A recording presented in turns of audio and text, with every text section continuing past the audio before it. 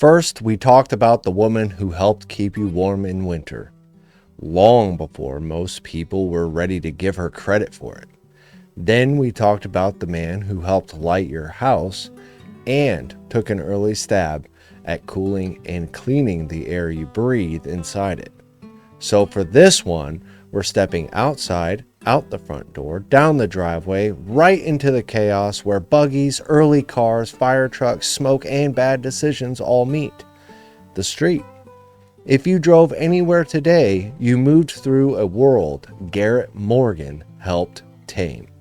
Every time you roll up to a red light and confidently assume that the people barreling across the intersection are going to stop when it's your turn, you are trusting a system that he helped invent.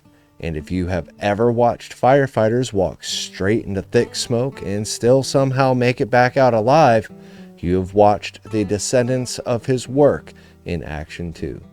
Morgan is one of those inventors whose fingerprints are all over modern life, but whose name usually gets boiled down to quick trivia answers in February, if it shows up at all. He was a black entrepreneur and tinkerer out of Cleveland with only a 6th grade education and a stubborn refusal to accept the limits that Jim Crow America tried to put on him. He came up through sewing machines and hair products, then turned around and started designing devices to help people breathe in disasters and stay alive at intersections. Today, we're going to walk through the full story, how a kid from Kentucky wound up running his own businesses in Cleveland, how he built an early gas mask and proved it worked in one of the most terrifying ways possible, how a brutal crash at an intersection convinced him that traffic needed something better than chaos and eye contact, and how even after he literally made the world safer, racism still managed to muffle his legacy for decades. Because once you see Garrett Morgan clearly, it gets a lot harder to believe that history really is just a handful of famous names and everybody else watching from the sidelines. In his case, the guy on the sidelines was the one quietly redesigning danger itself.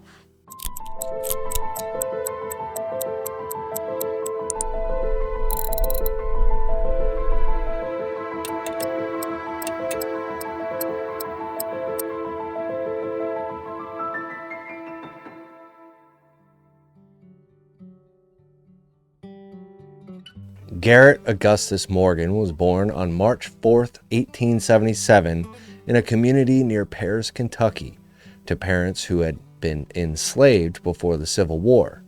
His father, Sidney, had once been owned by a Confederate officer, and his mother, Elizabeth, was of black and Native ancestry.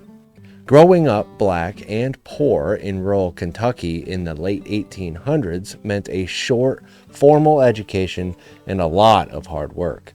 Morgan only made it through about 6th grade before he had to start earning money full time, which was a common story for black children at the time. But it did not line up with how curious he was about how things worked. As a teenager, he left Kentucky and headed to Cincinnati looking for something more than field work. He found a job as a handyman for a wealthy landowner, and while he was repairing things by day, he hired a tutor and kept teaching himself at night. That pattern will sound very familiar if you watch the Lewis Latimer episode. Nobody was lining up to send young black workers to engineering school, so they built their own boot camp out of whatever scraps they could find. In 1895, Morgan moved again, this time to Cleveland, Ohio. That city would become the base for everything he did afterward. His first big break there was not in some glamorous lab, it was in a sewing machine factory. He started out as a mechanic, repairing jammed and broken machines for a clothing manufacturer. But like Latimer in the patent office, Morgan was not content to just fix what was already there. He paid attention to why things kept breaking and how the machines could be improved. His first inventions were very practical shop floor solutions. He came up with a belt fastener and other attachments that made the machines run more smoothly. That tinkering mind led him to open his own sewing machine repair shop in 1907, and not long after that, he and his wife Mary opened a clothing store that made coats and suits. The business grew to dozens of employees. All of that was happening while America was still knee-deep in segregation and racial violence. And here was a black man in Cleveland quietly stacking up businesses and technical knowledge. Then came the hair. Around 1905, Morgan was experimenting with a chemical solution meant to reduce friction and heat on sewing machines' needles so they would not scorch fabric. One day, he noticed that the solution also seemed to straighten the tiny fibers on the cloth. If it could change the fibers on fabric, what could it do to hair? He tried it on a neighbor's dog, then on his own hair, and when it did exactly what he hoped, he turned it into a product. He launched the G.A. Morgan Hair Refining Company and began selling a hair straightening cream, hair dye, and related products, primarily to black customers who were navigating a beauty market that mostly ignored them. That line of business made him serious money. By the early 19-teens, Morgan was no longer just surviving. He was a known businessman in Cleveland with a financial breathing room to chase bigger ideas. And for a mind like his, once you are no longer worried about your next meal, your attention can drift to very different questions like, why are so many workers dying in fires? And why is traffic such a deadly mess? In the early 1900s, fires and industrial accidents were a constant fear. Firefighters and tunnel workers had almost no protection from smoke or toxic gas. If a building caught fire or a tunnel filled with fumes, you either held a wet cloth over your face and hoped for the best, or you stayed out and watched people die inside. Morgan saw that problem and decided it was not acceptable to just shrug and move on. By 1914, he had designed a device he called a safety hood, a kind of hooded breathing apparatus that covered the head and shoulders. It used the simple fact that smoke rises. The hood sat on the wearer's head and a long tube extended down toward the ground, where the air was cleaner. Air passed through that lower intake and then through a damp sponge or filter material, cooling and cleaning it before it reached the wearer's mouth and nose. It was simple, relatively cheap to produce, and miles better than a bare face in a cloud of smoke. That year, Morgan filed for patents on the design. One of them, U.S. patent number 1113675, was granted for what the paperwork called a breathing device. The description spells out his goal very clearly. It talks about enabling a fireman to enter a house filled with suffocating gases and smoke and still breathe freely long enough to save lives and property without dying himself. He was designing not for a lab test, but for the worst day someone might face on the job. To prove that the hood was more than just a drawing, Morgan staged public demonstrations. He would walk into smoke-filled tents or buildings while onlookers watched, breathe through the hood, and then walk back out unharmed. These demos earned his invention a gold medal at a safety exposition in New York, and he began marketing it to fire departments and industrial facilities around the country. Even with all that, some departments still hesitated to buy from a black inventor. especially in the South, where he sometimes had to hire white actors to pose as the creator of the device just to get into the door. Then came the day that would turn the safety hood from an interesting gadget into a hard proof of concept. In 1916, an explosion ripped through a tunnel being dug under Lake Erie as part of the Cleveland Waterworks. The blast filled the shaft with toxic gas and dust, trapping and disabling workers far underground. Multiple rescue attempts failed as would-be rescuers were overcome by fumes. When Morgan heard about it, he loaded several of his safety hoods into a car, drove to the scene still wearing his pajamas beneath his clothes, and volunteered to go in. He had a small team put on the hoods, descended into the tunnel, and began pulling out survivors and bodies, making multiple trips until they were too exhausted to continue. Dozens of workers were saved. In the chaos of that night, his hood did exactly what he had said it could do. It let men walk into a literal death cloud and come back out alive. You would think that kind of heroism would make him a national name. Newspapers did cover the rescue, but once they found out the man behind the hood was black, some accounts downplayed or omitted his role. City officials who had not bought his devices before the disaster were suddenly very quiet. It was a brutal reminder that even when a black inventor risked his life to save others, the reward was not guaranteed fame, but often a slow, grudging acknowledgement at best. Still, the safety hood spread and its design influenced the gas mask later used in World War I. The world got safer, even if most people never learned whose idea they were breathing through. Morgan's next big idea came from a much more everyday kind of danger. By the early 1920s, cars were sharing the roads with horse-drawn wagons, streetcars, bicycles, and pedestrians, and the rules at intersections were a mess. Some cities had basic traffic signals, usually just a simple stop-and-go system run by hand, but they did nothing to clear the intersection before switching directions. If you were still in the middle when that sign flipped from stop to go for cross traffic, that was your problem, and crashes were common. One day in Cleveland, Morgan witnessed a particularly bad collision between an automobile and a horse-drawn cart at an intersection.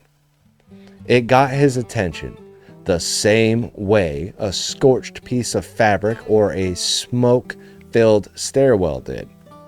He wondered why there was no system that gave everyone a moment to reset before unleashing another wave of vehicles into the crossroads.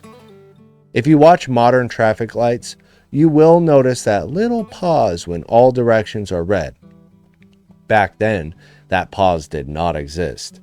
In response, he designed a new kind of manually operated traffic signal. It was mounted on a pole and had arms or signs that could be turned to display stop and go for different directions. But the key feature was the third position in the middle setting. Traffic in all directions was stopped at once before the right-of-way switched to someone else. It was an early version of the caution phase we now take for granted, giving drivers already in the intersection time to clear out and reducing the chance of a T-bone collision. Morgan filed for a patent on this device, and in 1923 he was granted U.S. patent number 1475024 for a traffic signal. The language of the patent makes it clear what he was after. It describes a signal that can be placed at the intersection of two or more streets and operated on such a way that traffic is stopped in all directions before any one direction is given the proceed signal. In other words, not just control, but controlled breathing room. He manufactured a version of the signal and installed at least one in Cleveland where it helped regulate a busy intersection. But Morgan was not a giant corporation. He was an individual inventor and businessman. Eventually, he sold the rights to his traffic signal patent to General Electric for around $40,000, which was a life-changing sum of money at that time. The company then built on the idea, adding electricity and color-coded lights as technology advanced. It would be a stretch to say that every modern traffic light is directly descended from Morgan's design alone. A lot of inventors and engineers contributed to the system we use now, but his three-position concept with a built-in all-stop phase was a key step in that evolution. He did not just look at a dangerous intersection and complain. He built something that taught the street to think for a second before letting people roll into each other. Which is kind of crazy to think about it, like back then, where it's like you just see green, go! Who does that? Well, okay. Actually, there are people even like now that do that, where it's like right when it turns green, they hit the horn. It's like green, beep, and you're like, bro, can I at least take my foot off the brake pedal first? Anyway, moving on. All of this inventing did not happen in a vacuum. Morgan was building his life and his devices inside a country that was still brutally segregated. In Cleveland, he used his growing business success to push back against that reality in whatever ways he could. He helped found civic organizations like the Cleveland Association of Colored Men, supported the local branch of the NAACP, and bought partial ownership in a black newspaper, the Cleveland Call, which gave his community a louder voice in local politics and news. At the same time, he had to navigate a world where his race could be a barrier to selling the very safety equipment he had designed. There are accounts of him marketing his safety hood in the South by hiring white salesmen to pose as the inventor, while he stayed in the background. There are also stories of him leaning into his native ancestry at public events, dressing in a kind of caricatured headdress and introducing himself as Big Chief Mason to get past white audiences' prejudice.